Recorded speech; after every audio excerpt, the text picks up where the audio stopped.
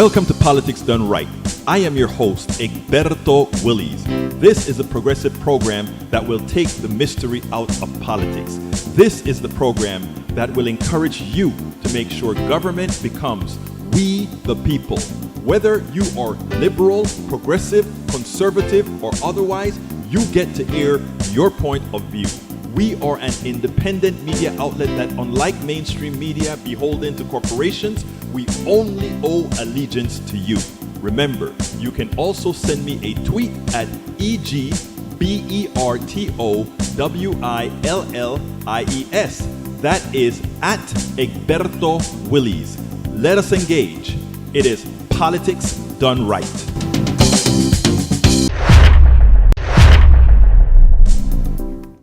Well, folks, welcome to one more edition of Politics Done Right. I'm Egberto Willies, your host. Thank you so kindly for being a part of the show. Yes, Mr. Rodnan, we are trying to get normalized, and I changed the our handle on Blue Sky without all recalling all the implications, which means I got to go fix a few things right after the show. But yeah, the new handle is at egbertowillies.com. They're asking those of us that have these types of programs on Blue Sky to use our domains as the handle. So that explains why you saw the big difference. Anyway, folks, we are about to start the show. Welcome aboard. Yvette Avery Herod won the race today. She was the first one in the chat. Yvette Avery Herod from Atlanta, Georgia. Second by Lee the Bearcat from Austin, Texas.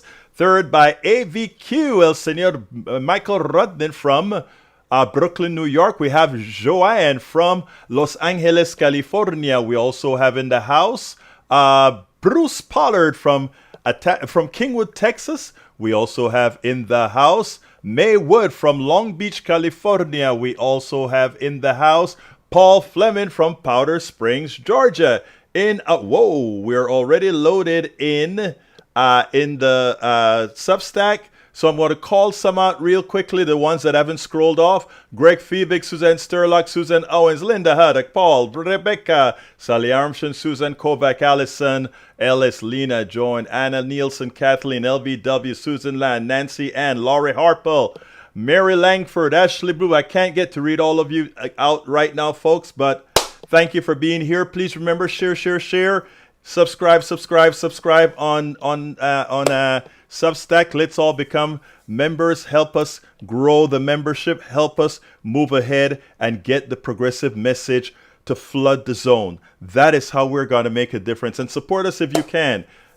Become a paid subscriber if you can. If we have J. Ray in the house, he says roaring from Houston, Texas. We also have Carl Cox in the house from Georgia. I can't remember the city that Carl Cox is in, but I know he'll remind me.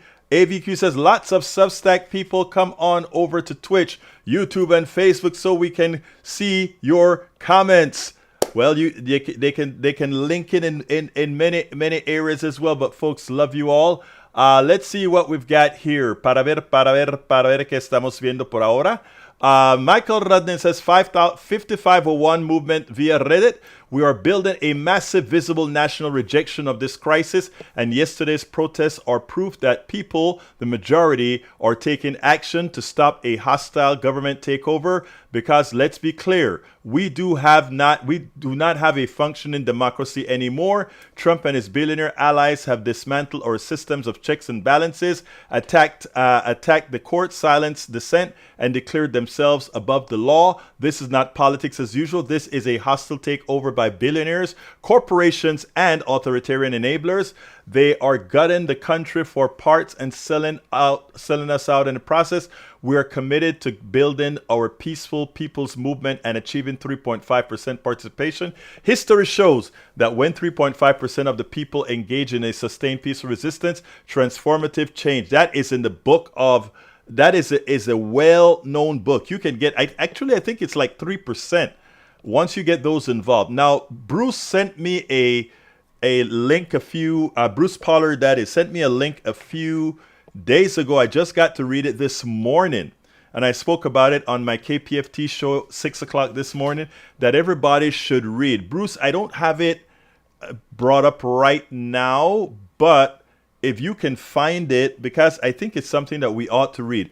With all the protests that we are doing, we have to do it carefully because Donald Trump is looking for a slip up to invoke martial law. That's why he has the FBI director as well as the I think it's Homeland Security checking out the legalities of how and how to actually declare martial law. Now that doesn't have to stand if we have a competent Congress that prevents him from doing it after he declares it by impeaching him or otherwise. But again, we have to be cognizant of all the tricks that are going to be attempted right now to squelch the movement.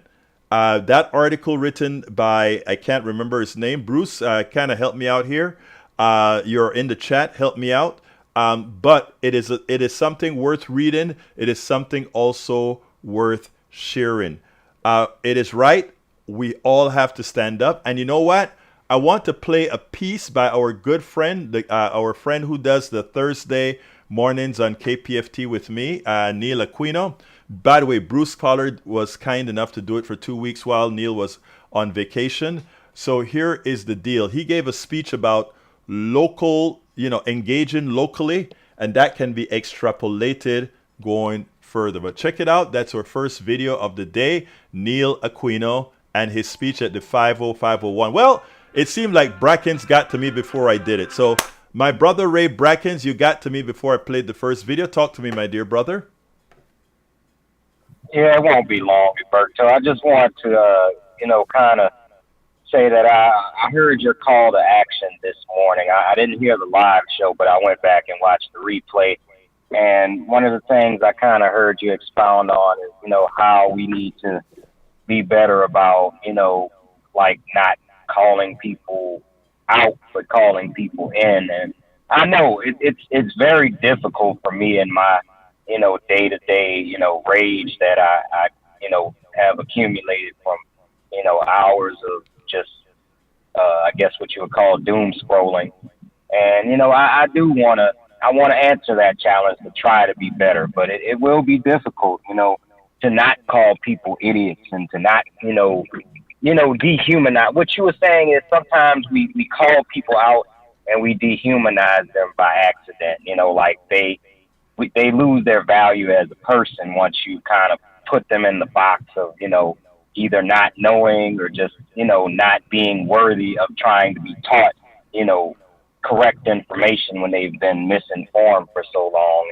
And Ray, can I give you a big thank you, Ray? I want to give, first of all, thank you, because I didn't know if the way I expressed it this morning, if, after I said all of that, right, I sat down and I said, I hope that came across not as appeasing, but telling folks that we are in the game together and that we don't want to dehumanize folks, because once we dehumanize somebody, and dehumanization come in several forms, right?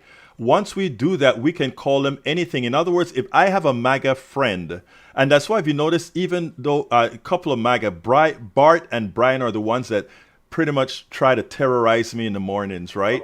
And I try to be brotherly to them. I try to continue the conversation, because if I ever not consider them brothers, the things that I could really think that would come out about how can they believe these things, each of them having have a wife, a daughter, a relative, etc. How can they think that way? The dehumanization, if I don't continue to see them as my brother, that can come out and then it goes haywire.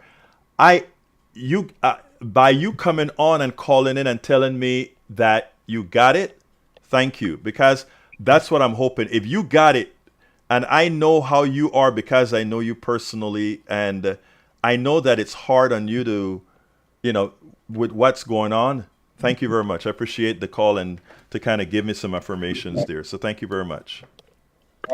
And just to say, the challenge in it is that, and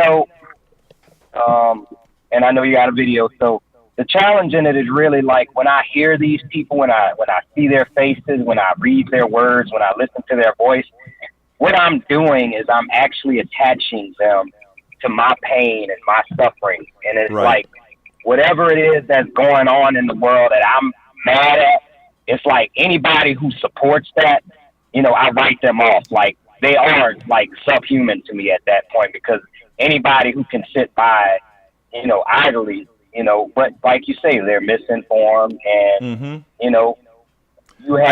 you had to come around eventually. And that was me. That was me, Ray.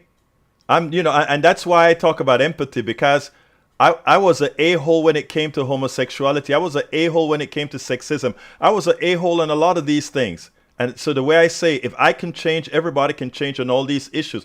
People don't like to bunch racism and those things into those other isms, right? But it's there as well. It's there as well. So, thank you, brother, for that. And anything else before I jump to the video? No, thank you for the time, brother. I'll keep watching.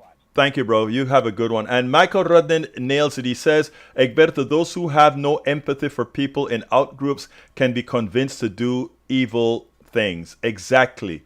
And Joe says, thank you, Ray. I think I mentioned before I was raised a fundamentalist, Birth Society fundamentalist, and I broke away. You did such the right thing. But anyway, here is our brother, Neil Aquino. I don't know if Neil knows I'm doing this today, but maybe I'm doing a...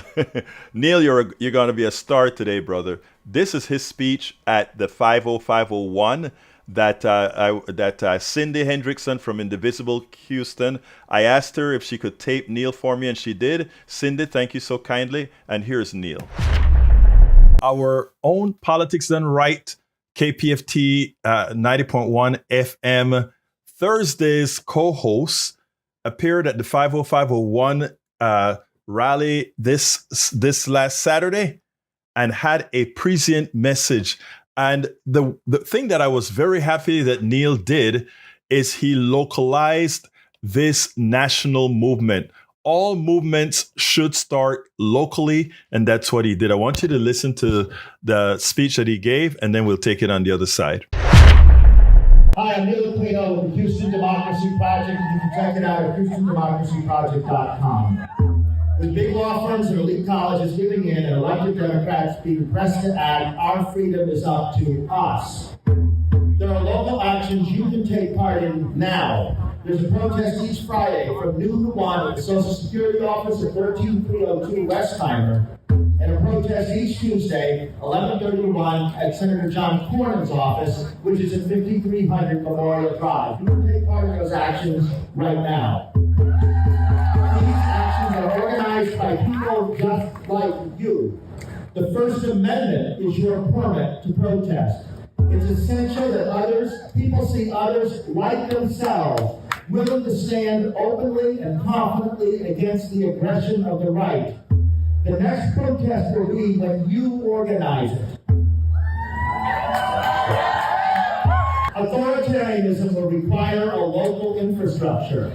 Migrants won't round up themselves. Mayor Whitmire and council must be held accountable. Mayor Whitmire seems more comfortable with Greg Abbott and Dan Patrick than with freedom-loving Houstonians. The mayor has a skewed concept of public safety in the most diverse city in America that somehow does not seem to include addressing a far-right takeover of the nation. Members of Houston City Council, were right here at City Hall, it has to be more than symbolic, should be asked if they support all this. The 6 council Republicans, Davis, Peck, Huffman, Flickinger, Ramirez, and Carter, should say if they favor crippling cuts to NOAA, the National Weather Service, FEMA, and attacks on their rights. Each of us can ask these type questions. The chair of council's so-called Resilience Committee is hard-right Republican Twyla Carter, who appeared at a Mattress Mac Get Out the Vote rally this past October.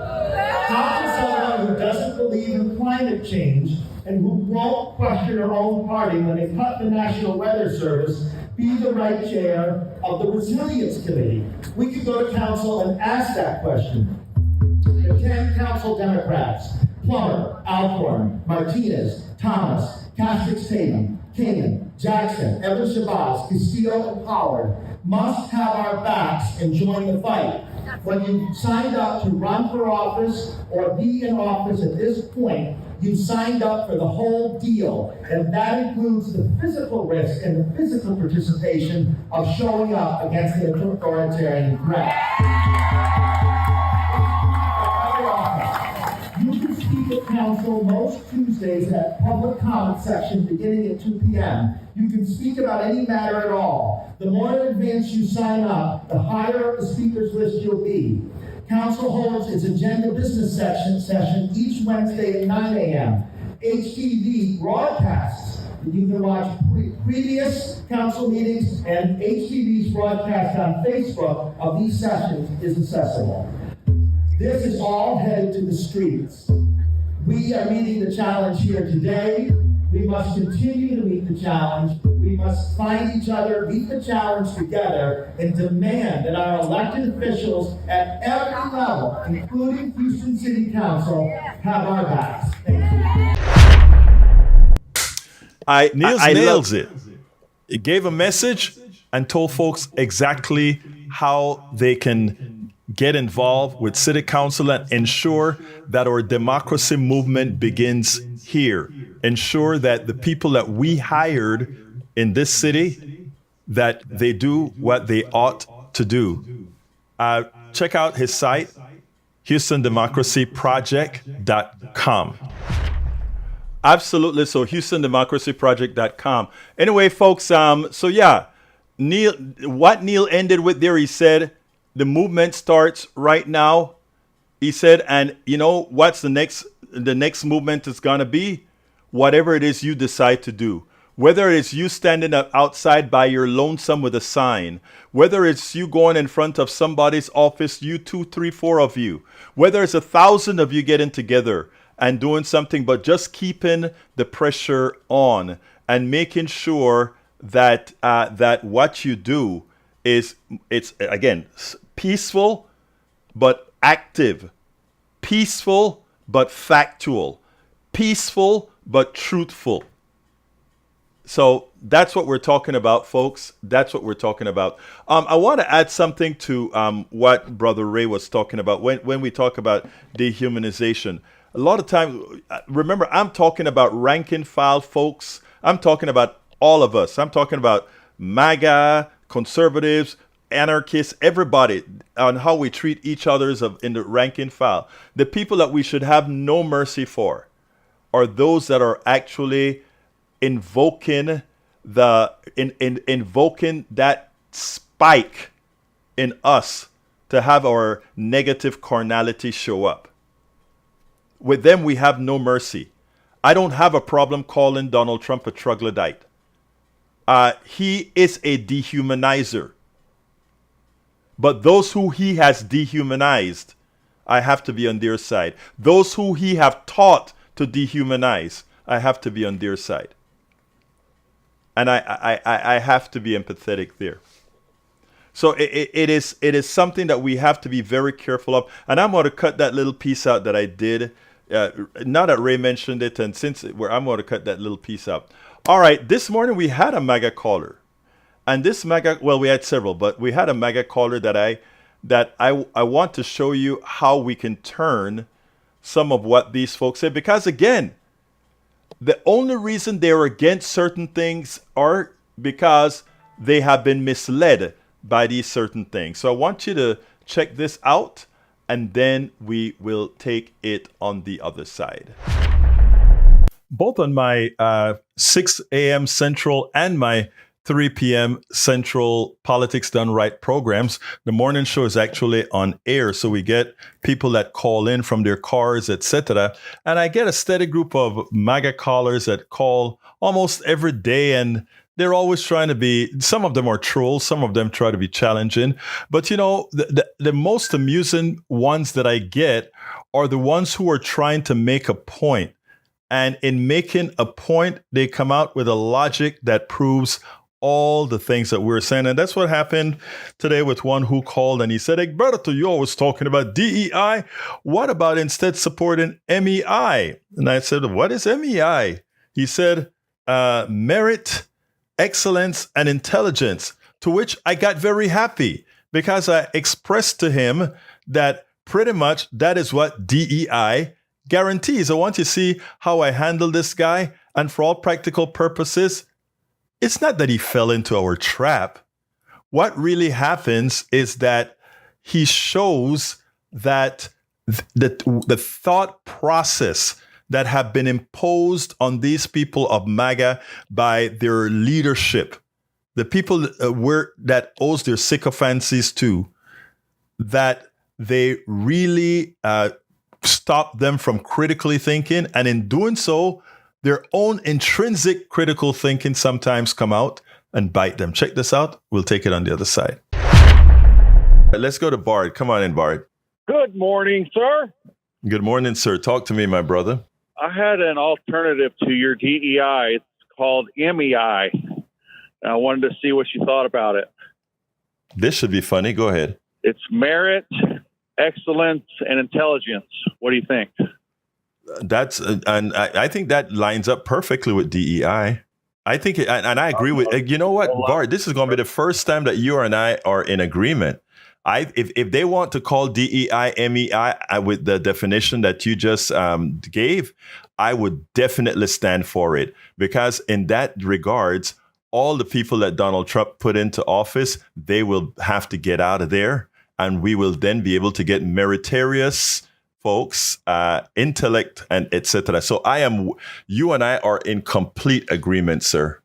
Yes, I think we are, except for the definition of DEI. Oh, no. It's not. Nope. You said it. MEI, you gave the definition of MEI, and what you simply did not know is that DEI, that's what it actually stands for. Diversity, equity, and inclusion. The reason you have diversity is that intellect comes from all groups and not just, you know why they don't inbreed, right? You don't inbreed because if you just keep one thing one time, the faults of that one inbred thing keeps multiplying. That's how genetic works. Now, if you open the door for absolute intelligence from wherever it is formed, that's where the diversity comes in. Equity means all of us have equal access to success.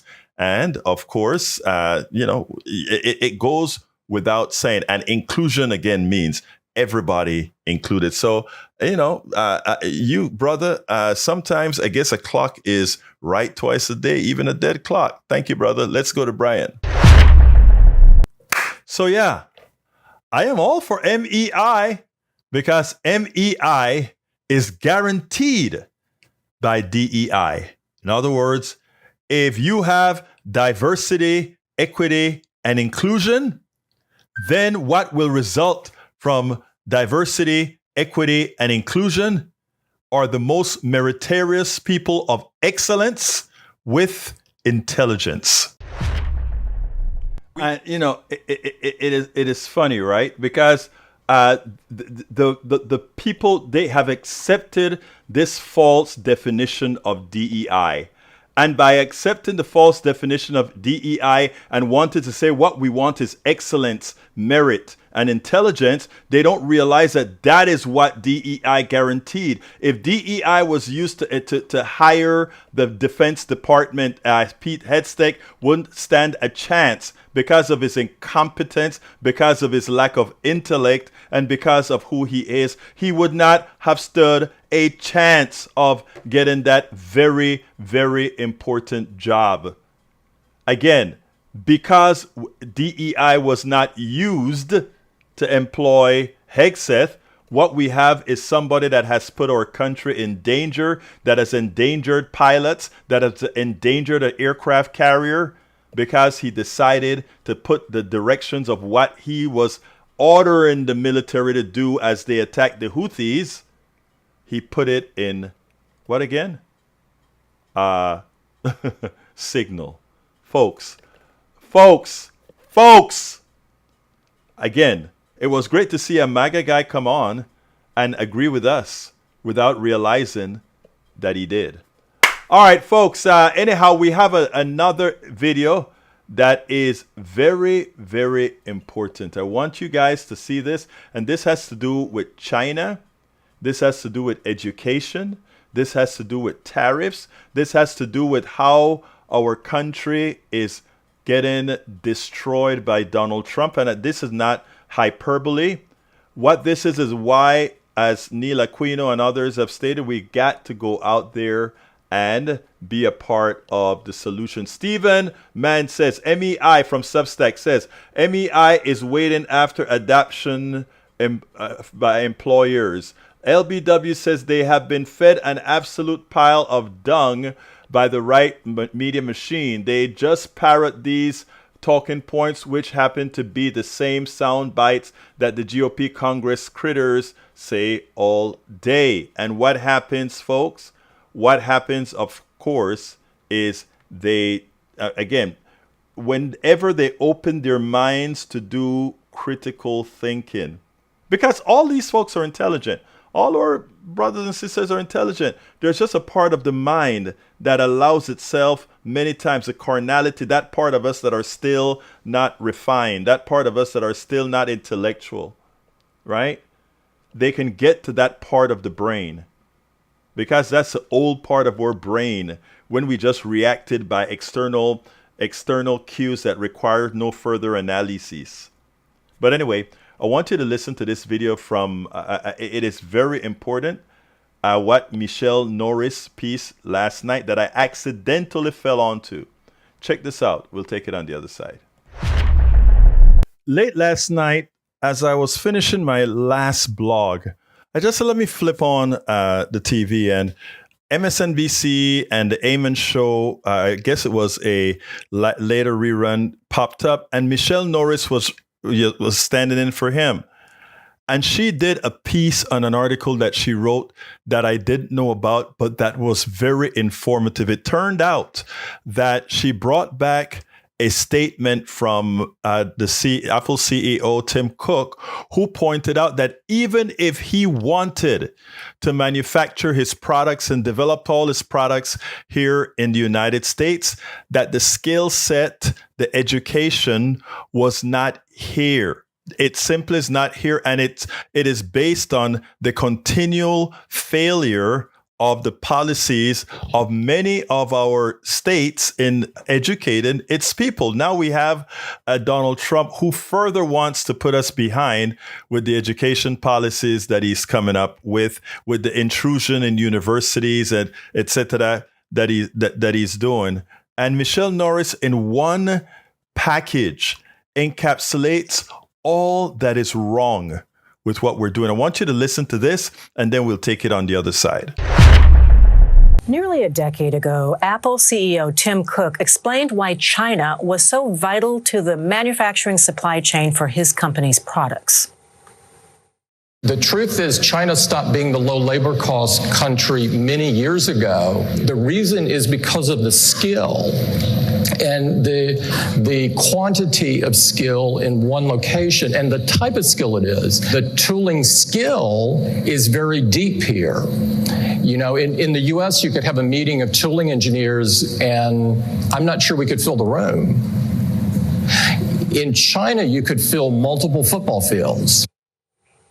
That was Tim Cook speaking in China at a global financial conference several years ago, and yet his words are especially relevant today in the midst of President Trump's escalating trade war on China. That disparity he described between engineers in the U.S. versus China could only become wider due to the Trump administration's policy choices. This president is actively threatening colleges and universities while gutting crucial research efforts. He has even proposed scrapping programs like Head Start for low-income students and families while trying to eviscerate the Department of Education. Now, contrast that with China. Early this year, it announced a plan to vastly improve its education system over the next decade with the goal of making it among the best in the world. That's on top of a decades-long effort to improve compulsory education and industrial innovation across that vast nation to create a workforce for the future. China's leaders are prioritizing science and technology education programs across the country with plans to integrate artificial intelligence into classrooms and curriculums. Starting this fall, AI education will be mandatory even for elementary students in China's capital city of Beijing. Here in the U.S., our Education Secretary Linda McMahon recently confused AI with A1. That's the name of a popular steak sauce brand. The difference could not be more stark. In truth, America's disinvestment in education is not a new problem. It predates Donald Trump. According to the Center for Security and Emerging Technology, China has nearly double the amount of students graduating with science and technology PhDs than we do here in the United States. In 2019, an international study found that Chinese students ranked higher than American eighth graders in almost every educational category. American middle school students came in 16th in math and 14th in science, trailing behind kids from a host of other countries, including Singapore, Japan, Russia, and several others. Now the U.S. and China are locked in a heated trade war, largely because Trump argues increased tariffs are the key to reviving U.S. manufacturing. What's missing, though, is a long-term strategy based on building up training programs and precise skills in a rapidly changing technological world. In order to actually compete with China, we need more investment in education at all levels. By gutting the education department and picking fights with the universities, Trump is making one thing clear. He's hell-bent on destroying the infrastructure that could ensure economic growth. When you poll voters about what matters to them, education often comes up high on the list, but our current spending and strategic priorities in this nation do not reflect that. When education comes up in the news cycle, it's often in the context of school shootings, GOP book bans, attacks on trans student athletes, or debates about so-called critical race theory. But Trump's attack on education goes much deeper than these culture wars. He's putting today's students and tomorrow's workforce on track to slip farther and farther behind. Instead of building America's first-class education system, Donald Trump is picking fights with universities, threatening to shutter the Department of Education and withholding funding from schools that do not follow his cultural agenda. We have an administration that acts like our educational infrastructure is more of a whipping post than a piston for growth. A country that wants to compete or even keep pace with China should not treat its advanced education system with this kind of disdain or scorn. The death of a country doesn't necessarily have to come quickly. It doesn't have to come by war. It doesn't have to come by any of these. It can happen simply by attrition. And that is what we've been doing. We have been allowing the plutocrats, we've been allowing the oligarchs to sell out our country. We've been allowing them to buy up our public lands. We have been allowing them to pilfer our resources where instead of it going to the commons, instead of it going to educate us, instead of it going to support our infrastructures, ended up in the pockets of so many, which is why we have a small number of multi-mega billionaires and high-price millionaires. We have instituted over the last several years, because of our lack of paying attention as citizens to really be running our government, we have allowed them to pilfer us. And this is what slow death looks like. We are at a point now where we cannot compete with China. We were the great innovators. We were where things were made. We were not only a manufacturing behemoth, but we were also the intellectual behemoth. Now we have China excelling in AI with underperforming CPUs, because whereas we blocked them from using our high-speed CPUs, they found a way around it to be more efficient.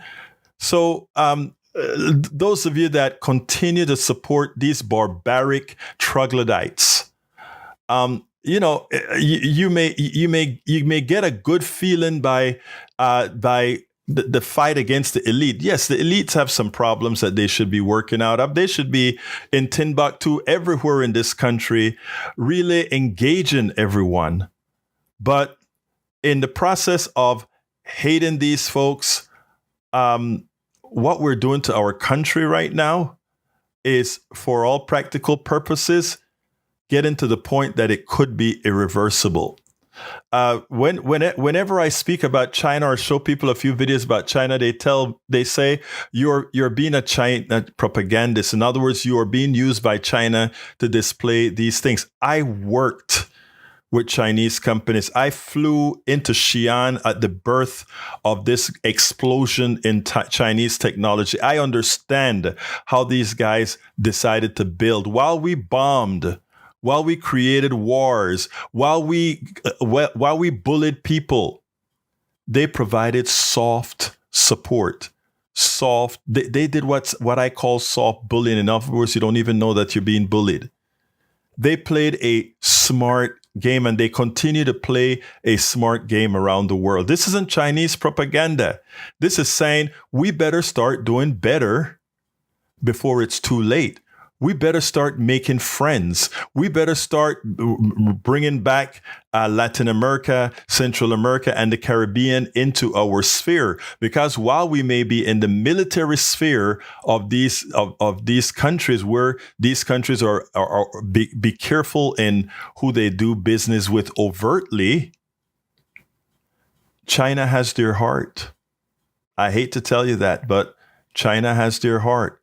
China is out there building as we're out there bombing, bullying, tariffing, and telling folks how much they need us and that we will plaster them. Folks, that's not how the world works. And the more we support these troglodytes, the more we fall behind. And that we have already started doing, falling not behind, but way behind. But you know who's doing fine? Look, there are two groups in this country. There are those who make things, create things, invent things, and then there are the titans of finance. The people who, and you know, I did an interview today with a book writer, a guy who wrote a book. I can't remember the name of the book. I'll probably play the interview. I'll have to cut it down some because it's long.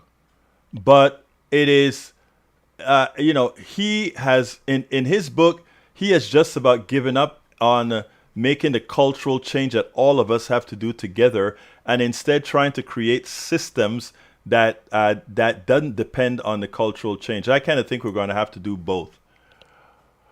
But we are the folks that have really instituted in this country a flashback, something that harms us all, are these people on the right and these neoliberals.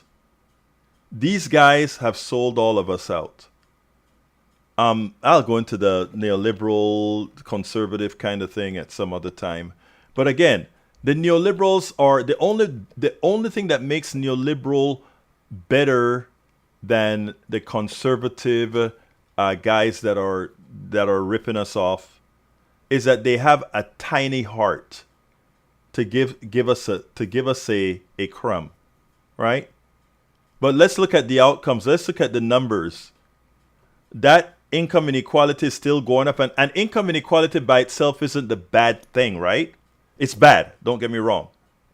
But the problem is when that income inequality causes the inability of one to have a good life.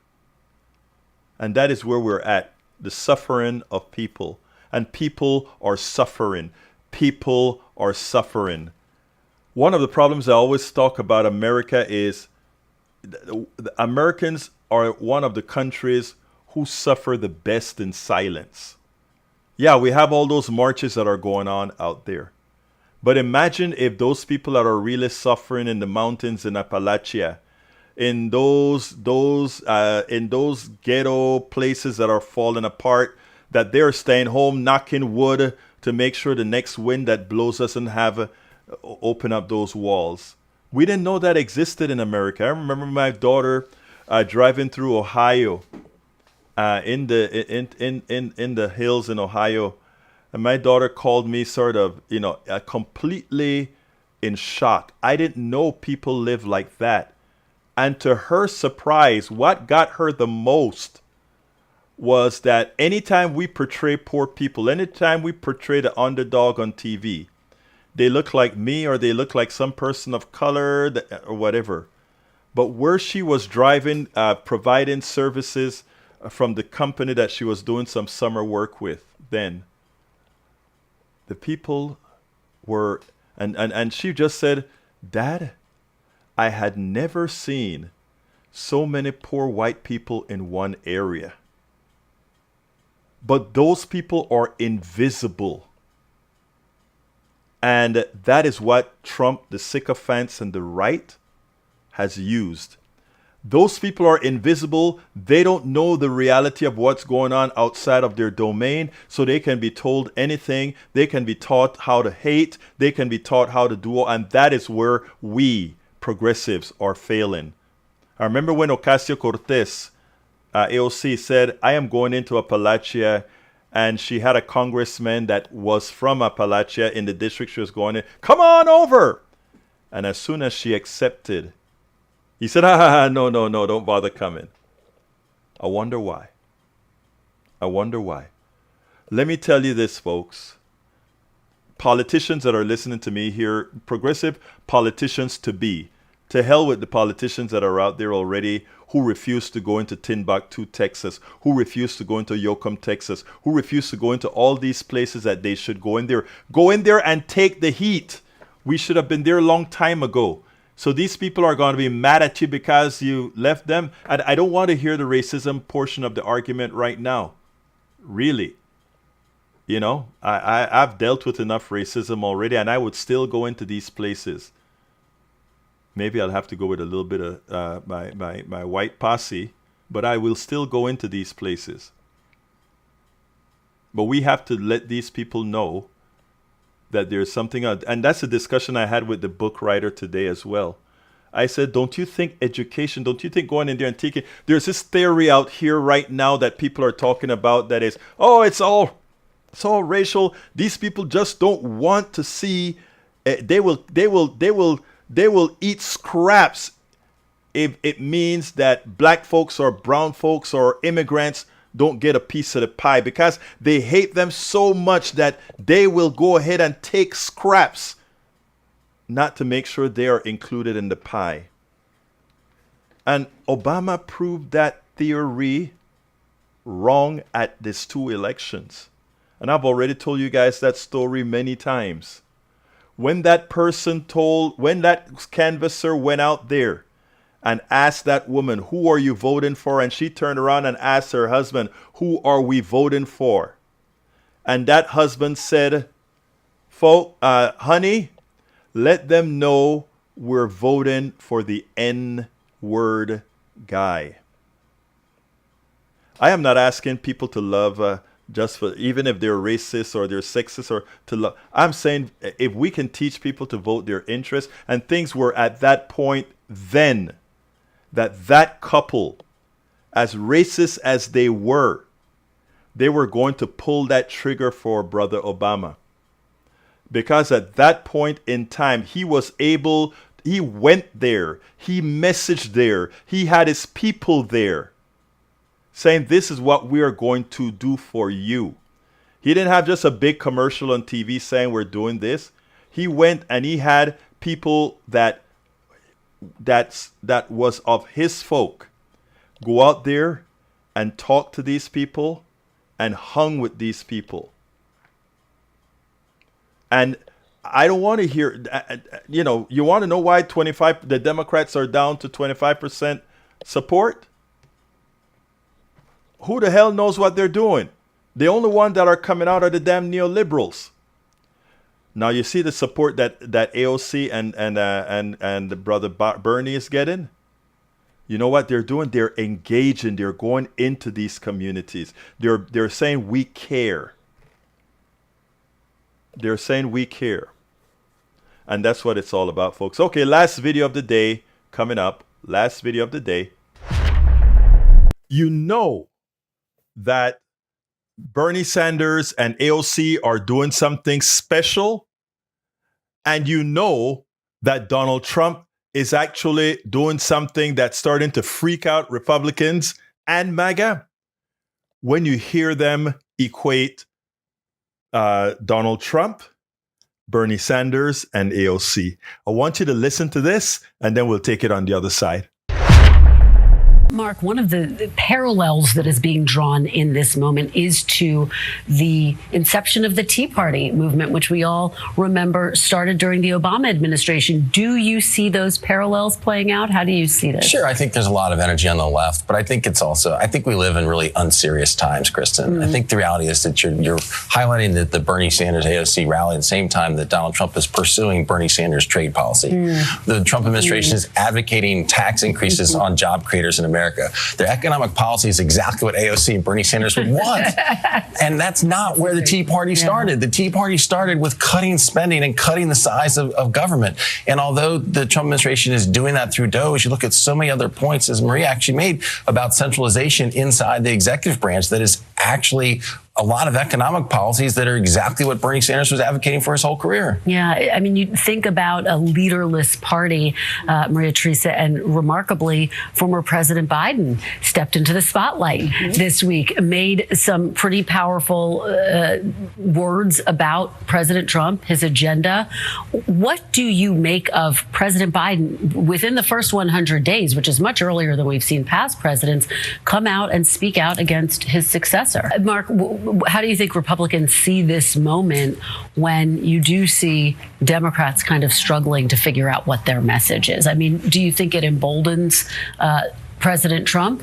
Or could we see a moment where, for example, the Abrego Garcia case backfires against the president? Look, I think that for Republicans, look, Joe Biden's the gift that keeps on giving. And there's nothing they'd like more than to see, Bernie Sanders and Joe Biden as the future of the Democrat Party, because there's not a lot of future there. So I think for Republicans, sure, this is emboldening to see how sort of disorganized the Democrat Party is. But, on the legal front, Kristen, I think in the last week we have seen something different where there have been district court judges that Trump appointed ruling against him. You highlighted the Fourth Circuit Court of Appeals, a Reagan appointee having a very strong decision against Trump, and now even the Supreme Court. So I do think we're at a different point today.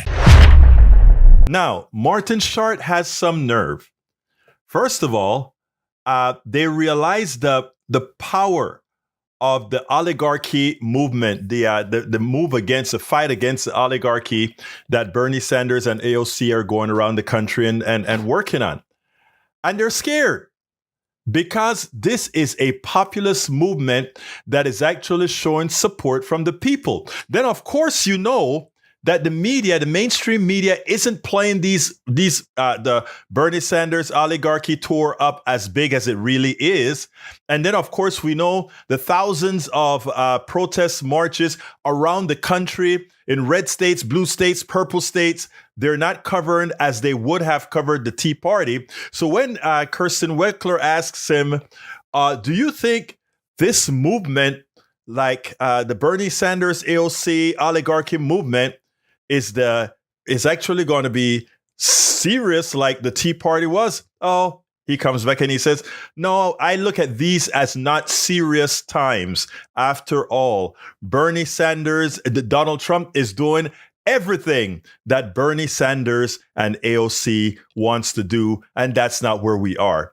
Martin Short is false, but it's a new narrative that they're going to try to push if it works. And what is it they're going to say? They're going to say, when Donald Trump starts his decline, well, he's already started decline, but they're going to start equating Donald Trump with Bernie Sanders AOC. And why are they going to do that? Because the populist movement by Bernie Sanders AOC is taking off, and they want to hold back the Republicans because a lot of Republicans are going to say, well, I can't deal with Bernie Sanders. The problem is many of those folks at Bernie Sanders AOC's rallies are Republicans, are independents.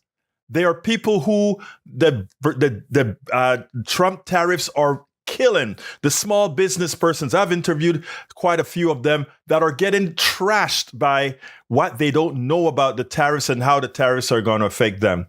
The policy of killing Medicaid, all these things that Donald Trump has in place to do with his massive tax cut to the wealthy. So when Short tries to equate the two and say, oh, Donald Trump is implementing Bernie Sanders and AOC's policies, first of all, It's a complete lie. Bernie Sanders stands for Medicaid. Bernie Sanders stands for Medicare. Bernie Sanders stands for the workers. Bernie Sanders doesn't stand for raising the price on products. Bernie Sanders support wage increases. Bernie Sanders supports, unions. All the things that Donald Trump has cut even within the federal government.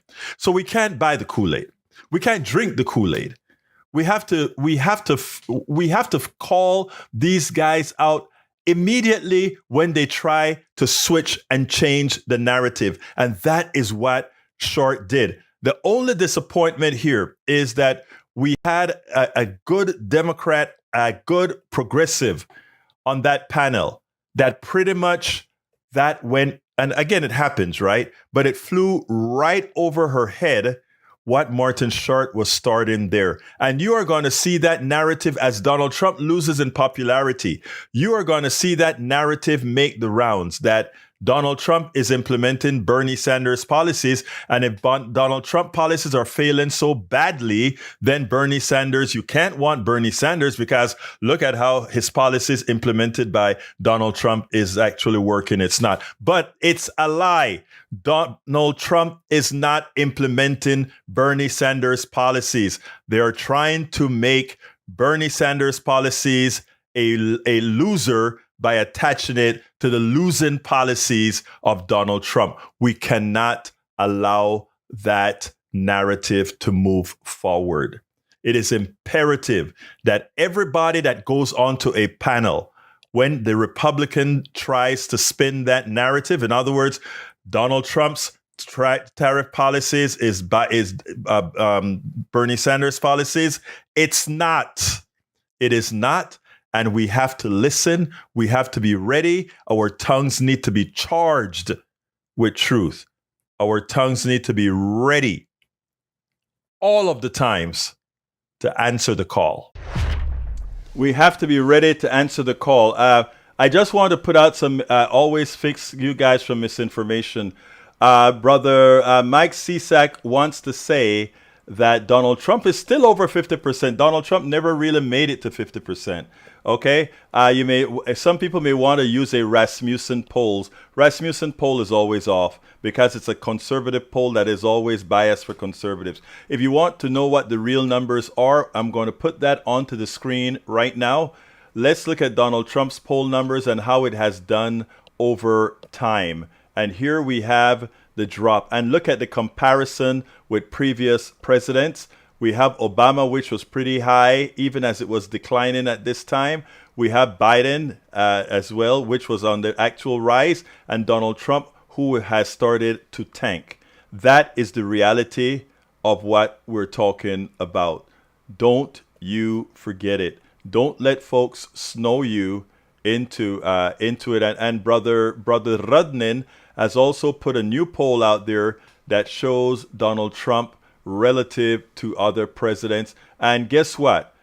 He's in the tank like he was in 2017. He is in 2016 as well. So don't allow the crap that you hear from many of our brothers that are misled by the evil ones. We can't allow that to frag. So there are the numbers, folks. If you want to take a screenshot, we're not going to allow folks to come on our chat or our air or our streams and lie to these good people, both Republicans, Democrats, MAGA, or whomever. That's the reality that you're looking at, folks. And there it is. Historical polling data from Gallup, UCSB, BYU, Real Clear Politics, and 538. So we're not talking about just silly polls like Rasmussen or anything like that. We're talking about real polls. Anyway, folks, we got about 3 minutes left.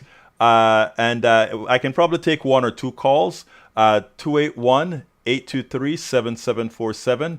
Again, that number is 281-823-7747. Anybody wants to call in and say a quick thing, we can probably take two 30-second calls, or we can take 4 30-second calls, maybe a couple or three 1-minute calls. Again, the number is 281-823-7747. 7747. As I wait for a call, what I'm going to do right now is start doing my ask. I want to ask all of you who are listening to the program, who see the value in what we're doing. And what we're doing, folks, is trying to make sure we flood the zone. We don't only do a streaming program. We are also on air in Houston and beyond. Several other affiliates carry our program as well. And by the way, this is all volunteer work. Let me just point it out. The only support we get is how you decide to support what we do. I've dedicated my life to start doing this, flooding the zone with progressive. And there are a lot of other small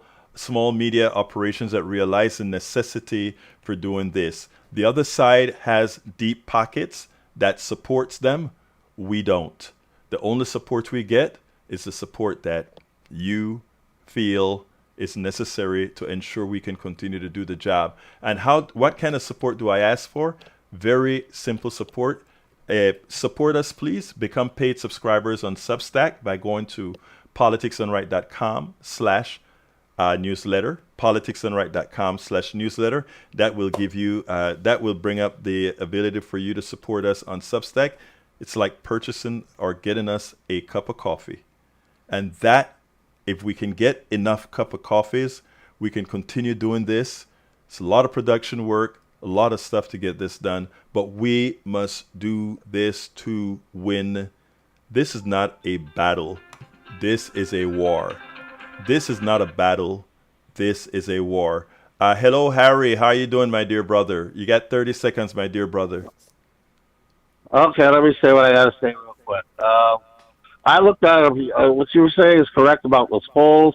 I looked at a poll, I think last week, Donald Trump was like at 41% approval and like 55% disapproval. So that. Yeah, again, thank you for that, the corroboration, Harry. Yeah, what you find is that. Yeah, what you find is that we have a lot of right-wing polls that are simply there to try to prop up Trump. It is a farce, but I got to go, my brother. It's 4 o'clock. Thank you so kindly for calling in, my brother. Okay, Now, again, folks, please support the program again. That you can support the program by going to politicsdoneright.com/newsletter. There are other ways to support us. Again, we have our Substack, we have our Patreon, etc. But right now, what we're asking is that you support us via becoming paid subscribers of our newsletter at politicsdoneright.com/newsletter. Look, folks, we got to get out of here. Love you all. My name is Egberto Willies. This is Politics Done Right. And you guys know how I end this baby. I am what? Out.